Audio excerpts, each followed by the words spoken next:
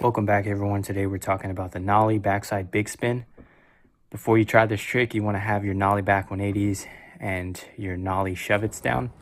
And this is kind of the beginner version of the trick here. I'm sure a lot of us have done this one. For the people who already know how to do this trick, you probably started out doing it low like this, like no pop, just kind of pivoting it. And that's okay to get the motion of the trick down. But as time goes on, I think it's better to pop the trick to actually get some height on it, because it's pretty fun to do on hips and quarter pipes. And I think it's important to know how to get the pop down if you want to start doing them on other obstacles. But this is how I basically set up for the trick. Very similar to just the regular nollie shove it or the nollie back 180.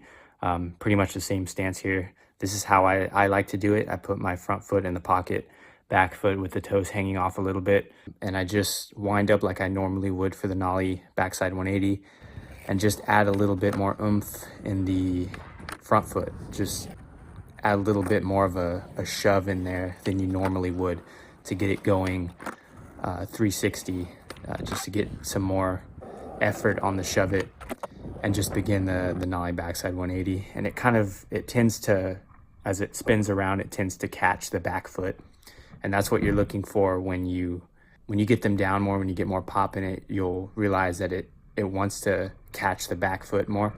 But other than that, the motion is really just going to be similar to the nollie 180, and you're adding more of a shove in there with the front foot. I think it's common with this trick to slip out because you're leaning too far back and the board slips out from behind you, or just not getting enough rotation on it. And that just is usually because you're not winding up enough or adding enough force when you pop the trick. So it's a pretty basic one. It sounds complicated, nollie big spin. It doesn't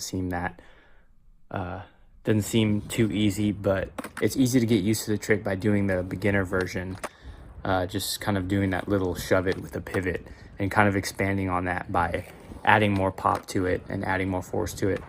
Another thing that a lot of people mention in my videos is that after swinging my arms, I tend to propel myself in the air with my arms swinging upward, and that kind of gives me more momentum. It gives me more air time, or helps out with, I guess, adding more force to the pop. And that's definitely true with a lot of the flip tricks that I do in the tutorials I do. You'll notice that my arms swing up, and it kind of helps give me more air time. So that's just something I wanted to mention. With a lot of my flip tricks, I do that, and I think it definitely helps to get more air time. So that's the nollie backside big spin. Pretty straightforward, very fun trick. After doing it on flat ground, I would definitely recommend trying to apply it to quarter pipes and hips, because I think it's a lot more fun when you just really get that boost and that extra air time, and it just feels like you're flying.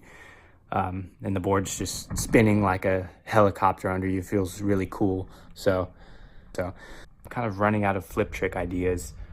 I feel like I've covered all the basics, and if you want me to get into some crazy stuff or some weird flip tricks, let me know in the comments below. But thank you guys for tuning in, and I will see you next time.